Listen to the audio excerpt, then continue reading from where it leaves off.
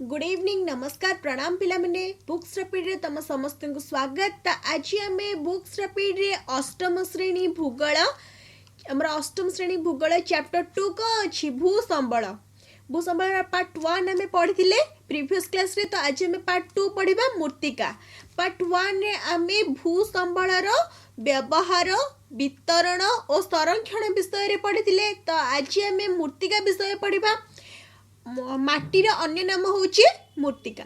तो पिला माने माटी आमर क्यों क्यों कार्य लगे ये आम समस्ते जानी। प्रथमतः माटी आम कृषि कार्य करिथाउ। माटी द्वारा ही आमर अरण्य सृष्टि होइछि। मूर्तिका द्वारा आमर बसति स्थापन होइछि बा घर द्वार कल कारखाना रास्ता गमनागमन पथ पे कि रास्ता निर्माण इत्यादि विभिन्न प्रकार कार्य आम मूर्तिका द्वारा ही होइथाय। तो एही मूर्तिका बा माटी किभଳି भाबे तैयारी होइछि किभଳି भाबे सृष्टि होइछि। चुनिर्भवन प्रक्रिया मूर्तिकार गठनर नियामक, मूर्तिका सृष्टिर नियामक और सेमानकर प्रभाव, मूर्तिकार पार्श्वछेद, मूर्तिकार श्रेणी विभाग, मूर्तिकार वितरण, मूर्तिकार व्यवहार और संरक्षण।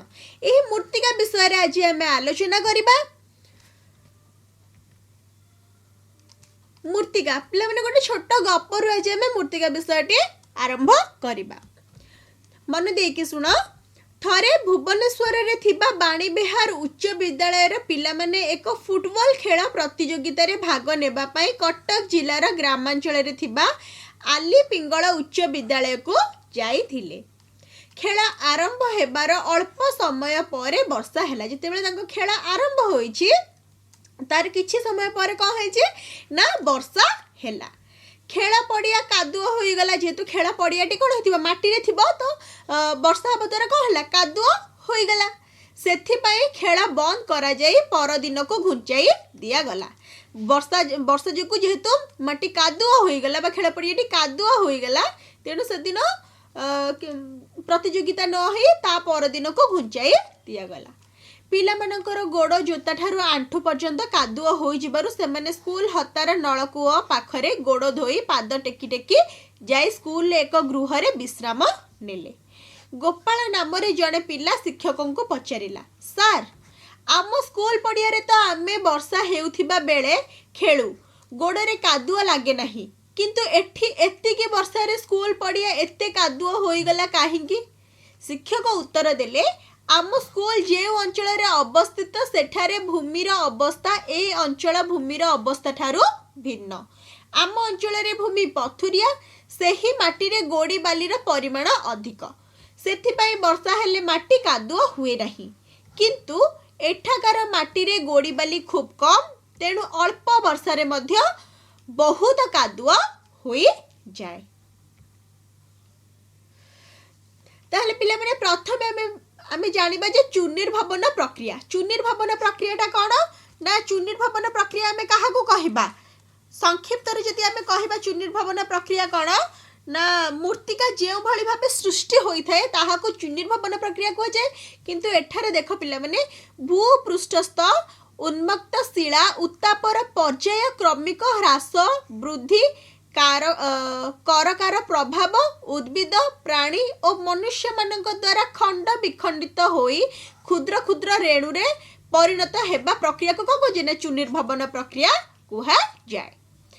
माटीर अन्य नाम मूर्तिका। आम तो समस्ते जानी माटीर अन्य नाम होची मूर्तिका। भूपृष्ठर भूमि जेउ सब पदार्थ को नहीं गठित सेगुड़िक मध्य मूर्तिका अन्यतम। भूपृष्ठर भूमि जेउ सब जिते प्रकार पदार्थ अच्छे से पदार्थ को नहीं गठित से मध्यरु ही मूर्तिका अन्यतम। मूर्तिका शिला बा पत्थर सृष्टि होता है। पिला माने मन रखिबा मूर्तिका केउथरे सृष्टि होइछि शिला बा पत्थर रो कहिछि मूर्तिका सृष्टि होइछि। शिला क्षय हेले सूक्ष्म शिला रेणु रे परिणत हुए। ए शिला क्षय हेले कौन हम ना सूक्ष्म शिला रेणु रे परिणत होई थाए। सेही शिला रेणु मूर्तिका गठनर मुख्य उपादान। ताहाले मूर्तिका गठनर मुख्य उपादान कौन ना शिला रेणु।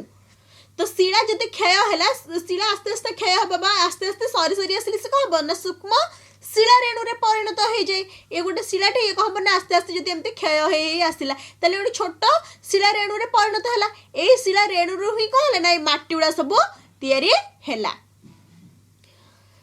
विभिन्न शिलार क्षयजात सूक्ष्म रेणुगुड़िक जलवायु क्षयजात जैवांश और खनिज सहित मिसी भूमिर उपरी भाग में जो पतला आस्तरण सृष्टि करे ताहाको मूर्तिका कुहाଯାଏ। तेले पिला माने एटा वेरी इंपोर्टेंट तो मन रखिबा मूर्तिका काहाको कुहाଯାଏ ना विभिन्न शिलार क्षयजात सूक्ष्म रेणुगुड़िक विभिन्न जिते प्रकार शिला अच्छी से विभिन्न शिलार क्षयजात जो क्षय होता सूक्ष्म रेणु जो मिलला से रेणु गुड़िक जल आउ वायु क्षयजात जैवांश और खनिज सहित मिसी भूमि उपर जो भूमि उपर कौन करता ना जो पतला जो भूमि उपर गोटे पतला आस्तरण सृष्टि करे ताहाको मूर्तिका गजाए कौन गजे ना मूर्तिका कुहा जाए। मूर्तिका भूमि सहित संपृक्त तेणु कौन सी अंचलर मूर्तिका की प्रकार हेबो ताहा सही अंचल भूरूपर ही सूचना मिली थाए। मूर्तिकार सूक्ष्म शिलारेणु सहित विभिन्न द्रव्य यथा कौन जल वायु क्षयत जैवांश आदि अन्य उपादान मिसी रही मूर्तिका एक यौगिक पदार्थ। ताले मूर्तिका एक यौगिक पदार्थ कहीं कहला ना मूर्तिका सहित कहे ना मूर्तिकार सूक्ष्म शिलारेणु सहित ये सूक्ष्म शिलारेणु ही मूर्तिका सृष्टि बोली आम जाने किंतु सूक्ष्म शिलारेणु सहित जेपरिक जल जेपरि कौन ना जल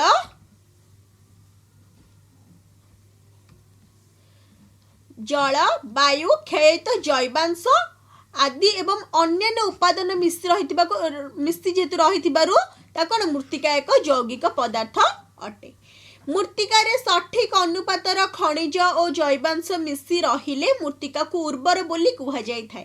ताले मूर्तिका उर्वर बोली आम केमती जानी ना मूर्तिकार सठिक अनुपात जी दरकार से ठीक अनुपात खनिज और जैवांश मिसी रही ए दुईटा गोटे हूँ कौन खनिज आ गोटे हूँ जैवांश ये दुईटी जाक जब मिसी रही ठीक अनुपात ताले मूर्तिका उर्वर बोली आम जानी था मूर्तिका उर्वर बोली कह जाए। तुम्हें जानिछ कि कौन चुनिर्भवन प्रक्रिया एते दीर्घ जे 1 सेमी बहलर मूर्तिका सृष्टि हेबाकू शह शह वर्ष लगी जाए। चुनिर्भवन प्रक्रिया एते दीर्घ एते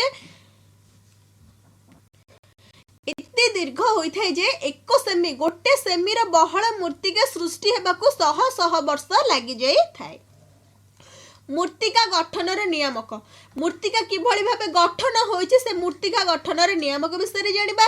मूर्तिका जो प्राथमिक शिलार सृष्टि हुए से ही प्राथमिक शिला मूर्तिकार रंग विन्यास रासायनिक गुण अंतर्निहित खनिज और भेद्यता को प्रभावित करी थाए। से प्राथमिक शिला कौन करे ना मूर्तिकार रंग विन्यास रासायनिक गुण अंतर्निहित खनिज और भेद्यता को प्रभावित करी थाए।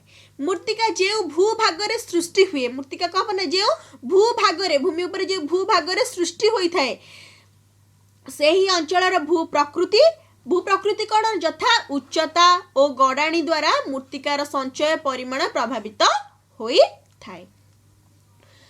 मूर्तिका सृष्टि हेउथिबा अंचल उद्भिद प्राणी और अति क्षुद्र जीव मूर्तिकार थिबा जैवांशर परिमाण को प्रभावित करिथांते। तले मूर्तिकार थिबा जैवांशर परिमाण को केउ माने प्रभावित करिथांते ना उद्भिद प्राणी और अति क्षुद्र जीव ए सब कौन करते ना मूर्तिकार थिबा जैवांशर परिमाण को प्रभावित करिथांते।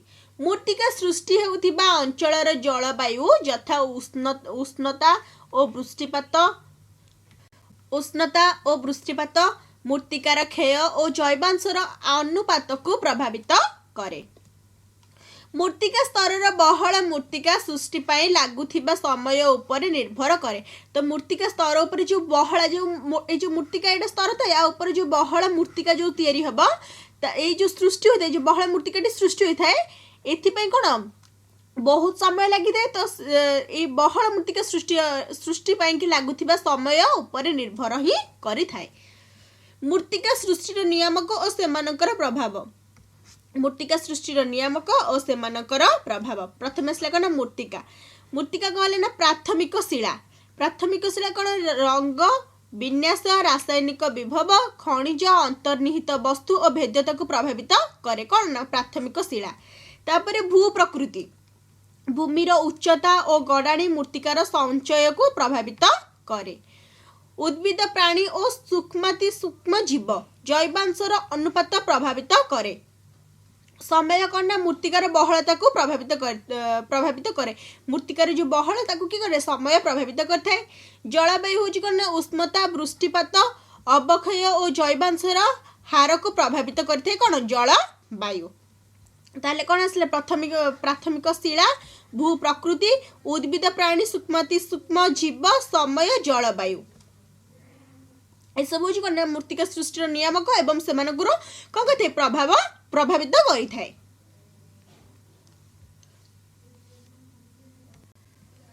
मृत्तिका स्तर पार्श्वछेद को लक्ष्य कले जना जाए जे पार्श्वछेदर निम्न भाग प्राथमिक शिला।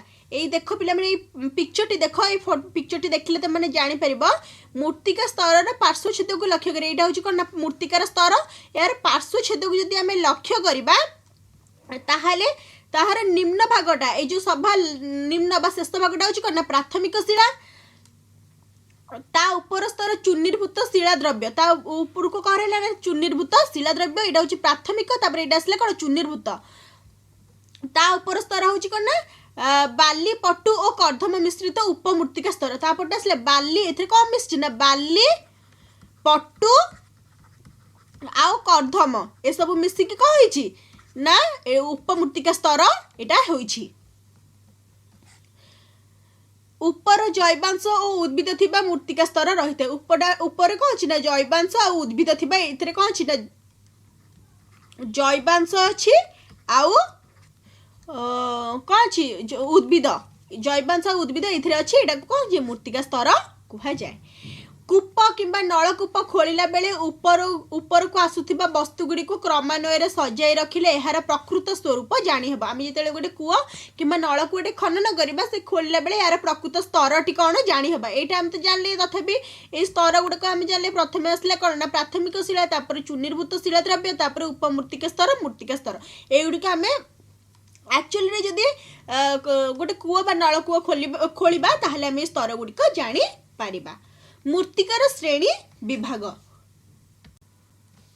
गठन शैली दृष्टि मृत्तिका को दुई भाग विभक्त करा जायछि। गठन शैली दृष्टि मृत्तिका को कितने भाग ना दुई भाग विभक्त करा जायछि यथा परिवाहित मृत्तिका अवशिष्ट मृत्तिका। गोटे हूँ कौन ना परिवाहित मृत्तिका द्वितीय हूँ अवशिष्ट मृत्तिका।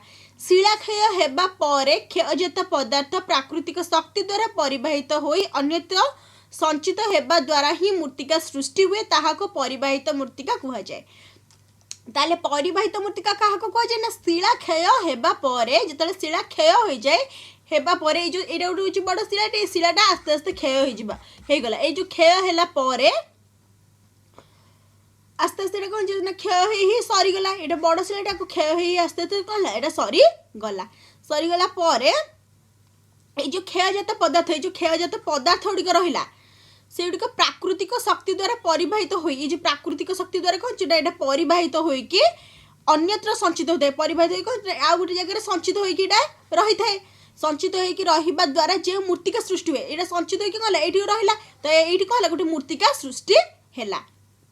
तो ये मृत्तिका को कौन कहे ना परिवाहित मृत्तिका बोली कुहा जाए। यहाँ को कौन कहे परिवाहित मृत्तिका बोली कुहा जाए। परिवाहित मृत्तिका जो स्थान सृष्टि हुए से स्थान अंतर्भूमि सहित तार किसी सामंजस्य न थाए। उदाहरण स्वरूप कौन ना पट्टुमाटी जो ये परिवाहित मृत्तिका जो सृष्टि है तार अंतर्भूमि तार भीतर भूमि सहित या जो भीतर जो तले जो यार माटी थी जो भीतर भूमि सहित कौन किसी सामंजस्य न थाए। यार उदाहरण जो ना पट्टुमाटी पट्टुमाटी हूँ कौन यार परिवाहित मृत्तिकार उदाहरण। शिलाक्षय हेबा पर क्षयजात शिला राशि सही स्थान रे जमा होई जेउ मृत्तिका सृष्टि हुए ताहाको अवशिष्ट मृत्तिका कहा जाए। ताले सेटा गला परिवाहित मृत्तिका एटा आसला कोन अवशिष्ट मृत्तिका। शिला क्षय हेबा पर जो शिलाटी क्षय हेबा पर जो क्षयजात शिला राशि रे सही स्थान रे जमा होई जितले शिला एटा गोटे शिलाटे एटा कहला ना क्षय होईगला पर से ही स्थान रे जितले क्षय हो सारा पर एटी शिला थिला एटा क्षय होईगला क्षय होला पर एही स्थान रे को स्थान रे परफेक्ट एही स्थान रे कहला ना जमा हो जो मूर्तिका सृष्टि हुए ये क्षय हो सारा यही स्थान में जो जमा हो जो मूर्तिकाटा सृष्टि है ताकू कौन कहे ना यहाँ क्षय सारापर अवशिष्ट किसी मूर्ति रही कौन है मूर्तिका है तेणु यह अवशिष्ट मूर्तिका कहुए या अवशिष्ट मूर्तिका कहुए। अवशिष्ट मूर्तिका जो स्थान में सृष्टि हुए सही स्थान अंतर्भूमि सहित अवशिष्ट मूर्तिकार सामंजस्य थाए। ये अवशिष्ट मूर्तिका जो सृष्टि है यार अंतर्भूमि या भितर भूमि सहित जो अवशिष्ट मूर्तिका जो अवशिष्ट मूर्तिकार सामंजस्य कौन थाए या द्वारा यार किसी सामंजस्य रही थाए। अवशिष्ट मूर्तिका ठार परिवाहित मूर्तिका अधिक उर्वर अवशिष्ट मूर्तिका जी उर्वर नुहे सहित जो परिवाहित मूर्तिका कौन अधिक उर्वर होता है कहीं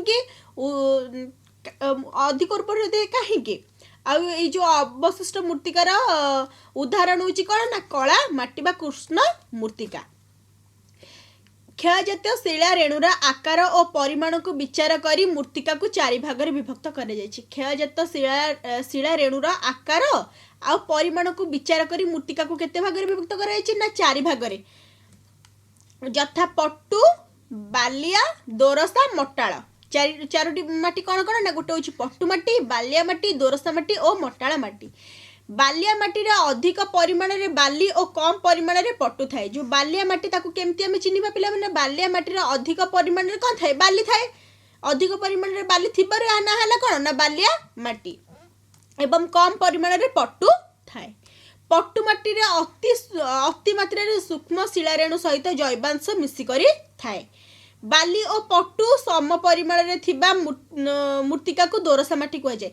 बाली बालिया माटी और पट्टू माटी ये दुईटा को समान आकार थे कौन कहुए ना दोरसा माटी बोली कहुए। बाली आ पट्टू ये दुईटा को जो समान आकार इक्वाल इक्वाल थाए कौन कहुए दोरसा माटी कहुए। अति मात्रा सूक्ष्म शिलारेणुर परिमाण अधिक हेले अति मात्रा कौन हम ना सूक्ष्म शिलारेणुर परिमाण जब अधिक है पट्टूर परिमाण कम हेले कौन कहुए ना मटाळ माटी कहुए। शिलारेणुर परिमाण अधिक हम और पट्टू माटर परिमाण कौन हम ना कम हम कौन कहुए ना मटाळ माटी बोली कहुए। मूर्तिकार थिबा विभिन्न खनिज पदार्थर रंग को नहीं पृथ्वीर विभिन्न रंगर मूर्तिका देखा जाए। मूर्तिकार थिबा विभिन्न खनिज पदार्थर रंग को नहीं पृथ्वीर विभिन्न रंगर मूर्तिका देखा जाए यथा कौन ना कृष्ण मूर्तिका लोहित मूर्तिका पीत मूर्तिका इत्यादि। मूर्तिकार वितरण मूर्तिका गठनर मुख्य नियामक यथा भू प्रकृति जलवायु और प्राकृतिक उद्भिद पृथ्वीर सबु अंचल समान होई नथिबारु पृथ्वीर विभिन्न अंचल भिन्न भिन्न गुण मान और रंगर मूर्तिका देखा जाए। मूर्तिका गठनर मुख्य नियामक हूँ कौन ना यथा भू प्रकृति जलवायु प्राकृतिक उद्भिद ये सब कहते ना पृथ्वीर सबु अंचल समान होई रही नथिबारु पृथ्वीर विभिन्न अंचल भिन्न भिन्न गुण मान और रंगर मूर्तिका ही देखा जाए। सबुठ समान मूर्तिका देखा जाए सबुठ कौन अलग अलग मूर्तिका देखा जाए कहीं ना तार भू प्रकृति जलवायु एवं प्राकृतिक उद्भिद पृथ्वीर सबु अंचल समान हो न तेणु तार विभिन्न अंचल को नहीं ही तार गुण मान रंग सब अलग अलग होता है। भारत में मूर्तिकार वितरण मूर्तिकार नाम हूँ कौन पट्टू मूर्तिका देखा जाउथिबा अंचल के अंचल देखा जाए ना भारतर समस्त नदी उपत्यका त्रिकोण भूमि ए जो नदी मानक जाइथिबा नदी उपत्यका सब कौन ना त्रिकोण भूमि मानक अंचल देखा जाए। गांगेय उपत्यका देखा जाउथिबा नूतन पट्टू मूर्तिका खदर और पुरातन पट्टू मूर्तिका को भांगर कहुए। ताले खदर और भांगर क्या कहुए पिला माने मन रखिबा गांगेय उपत्यका देखा जाउथिबा नूतन पट्टू मूर्तिका को खदर कहुए और पुरातन पट्टू मूर्तिका को भांगर बोली कहुए। कृष्ण और लोहित मूर्तिका क्यों देखा जाए ना महाराष्ट्र गुजरात आंध्र प्रदेश तमिलनाडु और मध्य प्रदेश केतेक अंचल कौन देखा जाए कृष्ण और कृष्ण लोहित मूर्तिका देखा जाए। लोहित और पित्त मूर्तिका से क्यों देखा जाए ना छत्तीसगढ़ झारखंड ओडिशा महाराष्ट्र कर्नाटक आंध्र प्रदेश रे लोहित और पित्त मूर्तिका देखा जाए। से भली अरण्य मूर्तिका क्यों देखा जाए ना हिमालय पूर्व घाट पश्चिम घाट और मालभूमि अंचल अरण्य मूर्तिका देखा जाए। मरुस्थली मृत्तिका राजस्थान हरियाणा और पंजाब इत्यादि रे मरुस्थली मृत्तिका देखा जाए। सेपरी लैटेराइट मृत्तिका क्यों देखा जाए ना दाक्षिणात्य मालभूमि कर्णाटक महाराष्ट्र मध्य प्रदेश ओडिशा झारखंड रे कौन देखा जाए लैटेराइट मृत्तिका देखा जाए। लुणा और क्षारीय मृत्तिका समुद्र उपकूल शुष्क और अर्ध शुष्क अंचल लुणा और क्षारीय मृत्तिका देखा जाए। पीट और जैव मृत्तिका केरल ओडिशा पश्चिम बंग और तमिलनाडु उपकूलवर्ती अंचल पीट और जैव मृत्तिका देखा जाए। तो कौन भारतर मृत्तिका ये मानचित्र रे भारतर मृत्तिका देखी यहाँ हूँ पूर्व भाग पश्चिम भाग ये हूँ उत्तर भाग यहाँ हूँ कौन दक्षिण भाग। ताले पट्टु मृत्तिकार सिंबल कौन देछि पट्टु मृत्तिकार सिंबल एमती घर घर टाइप रो देछि। ताले देखो ये घर घर टाइप रो जो गुड़िक अच्छी घर घर टाइप ये जो घर घर टाइप अच्छी एगुड़िक हूँ सब कौन ना पट्टु मृत्तिका। ये पट्टु मृत्तिका को पटे देखा जाउछि ना उत्तर पटे आमर कौन पट्टु मृत्तिका देखा जाउछि। कृष्ण मृत्तिका एम जो गुड़ा अच्छी एटा सब हूँ कौन कृष्ण मृत्तिका एटा सब से उत्तर पटे अच्छी। तापर लैटेराइट मृत्तिका एगुड़ी सब आसला कौन लैटेराइट मृत्तिका अरण्य मृत्तिका किभଳି अच्छी ना ये टाइप अच्छी एगुड़ा सब कौन पश्चिम पटे आमर अच्छी कौन अरण्य मृत्तिका। तापर मरुस्थली मृत्तिकार सिंबल कौन अच्छी ये टाइप अच्छी मरुस्थली मृत्तिका यहाँ हूँ कौन उत्तर पटे भी अच्छी आमर मरुस्थली पाकिस्तान पटे अच्छी आमर मरुस्थली मृत्तिका। लुणा और क्षारीय मृत्तिका डट डट जो गुड़िका अच्छी डट डट जोड़ा अच्छी से सब लुणा और क्षारीय ये अच्छी आमर एटा कौटी पश्चिम पटे अच्छी नेपाल पटे अच्छी कौन लुणा और क्षारीय मृत्तिका। पीट और जैव मृत्तिका ओडिशा रे मृत्तिकार वितरण आमर आसला कौन ओडिशा रे मृत्तिकार वितरण ओडिशार त्रिकोण भूमि गुड़िकरे और समुद्र उपकूलवर्ती अंचल लुणा माटी देखा जाए। ताले ओडिशार आमर मृत्तिका किभଳି भाबे चारिआडे बिछाई ही गछि वितरण माने चारिआडे बिछाई ही रहय हम वितरण बोली कहिताउ। तो ये आम ओडिशा रे किभଳି भाबे मृत्तिकार वितरण बा किभଳି भाबे केउं जगह मृत्तिका गुड़िक बिछाई ही अछि। ओडिशार त्रिकोण भूमि गुड़िकरे जो त्रिकोण भूमि अंचल जो अच्छे आम ओडिशार से त्रिकोण भूमि गुड़िकरे और समुद्र उपकूलवर्ती अंचल कौन देखा जाए लुणा माटी देखा जाए। लुणा माटी ताले आम ओडिशार केउं देखा जाए ना त्रिकोण भूमि आउ समुद्र उपकूलवर्ती अंचल आमर लुणा माटी देखा जाए। नदी उपत्यका गुड़िकरे पट्टु माटी देखा जाए। पर्वतमालार पाददेश लैटेराइट पहाड़िया अंचल लाल माटी और बादामी रंगर माटी देखा मिले। अनुगुल आठमल्लिक बौद्ध प्रभृति अंचल कला माटी देखा मिलता है। ये कौन आम ओडिशा रे मृत्तिकार वितरण। मृत्तिकार व्यवहार पृथ्वी पृष्ठरे थिबा मनुष्य पृथ्वी पृष्ठरे थिबा समस्त मनुष्य प्राणी और उद्भिद सेमानकर खाद्य आवश्यकता पूरण पाए प्रत्यक्ष और परोक्ष भाव में मृत्तिका उपर निर्भर करथांती। पिला माने आमे बंचिचे केमिति आमे खाद्य खाइबा द्वारा बंचिचे तो आमर से खाद्य आमे केउठु पाइथौ ना मृत्तिकाठु प्रत्यक्ष भाव में परोक्ष भाव में कौटू पाई मृत्तिकाठू पाई मृत्तिकार चाष हेबा द्वारा आम किसी शस्य पाई जहाँ को आम खाद्य रूपे व्यवहार करछे। तो पृथ्वी पृष्ठरे थिबा समस्त मनुष्य प्राणी एवं उद्भिद सेमानकर खाद्यर आवश्यकता पूरण करने प्रत्यक्ष भाव में परोक्ष भाव में मृत्तिका उपर निर्भर करिथांती। मृत्तिकार संरक्षण वृष्टि बन्या जल प्रवाह और भूस्खलन आदि वृष्टि बन्या जल प्रवाह और भूस्खलन आदि प्राकृतिक कारण एवं जंगल क्षय अत्यधिक चारण रासायनिक सार और कीटनाशक द्रव्यर व्यवहार खनिज उत्तोलन खनि खनन आदि मानवीय कारण गुड़िक जो मृत्तिका क्षय होता है। मृत्तिका किपर क्षय होता है ना वृष्टि अधिक जदि वर्षा हम ताले माटी भासी जाए मृत्तिका क्षय होता है। बन्या हेले भी माटी भासी जाए मृत्तिका क्षय हुए। जल प्रभाव एवं भूस्खलन हेले बा माटी भूस्खलन हेले बा भूमि थरले बा माटी क्षय होता है आदि प्राकृतिक कारण द्वारा माटी क्षय होता है। एवं जंगल क्षय हेले जंगल अच्छी बोली सब कौन गछलता अच्छी जोटा कि माटी की जाबुड़ी धरी थाए जो जंगल जदि आम काटिदेबा ताले माटी क्षय हम। अत्यधिक चारण भूमि जदि हम ताहले भी माटी क्षय हम। रासायनिक सार एवं कीटनाशक द्रव्यर व्यवहार करने द्वारा भी मृत्तिका क्षय होता है। खनिज उत्तोलन खनि खनन माटी खोलिबा द्वारा ही मृत्तिका क्षय हुए एवं मानवीय कारण गुड़िक जो ही मृत्तिका क्षय होता है।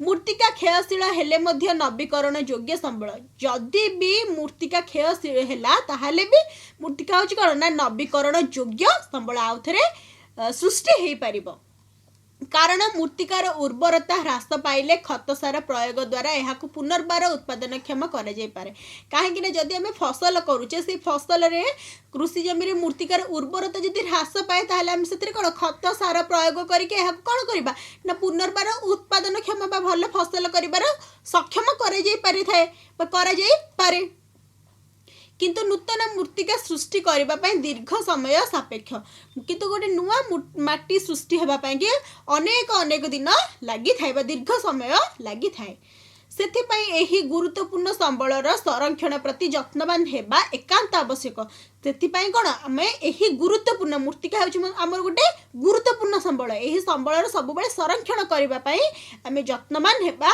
आवश्यक